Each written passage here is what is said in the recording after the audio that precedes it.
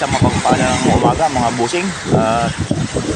Nakakalungkot naman para doon sa mga mga nasiraan ng bahay sa dumaang bagyo.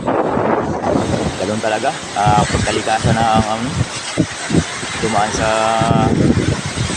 pamamahay natin, hindi natin mapigilan talaga. Bagamat pasalamat tayo at wala namang pisalang buhay. Shout out na pala sa mga taga Lubang Island, lalo na dyan kay DC Rex sa bayan Talawtaw, sa bayan ng Luok. Yan, barangay Talawtaw, Luok, Lubang Island. Yan, kay DC Rex Paris. Yan, shout out.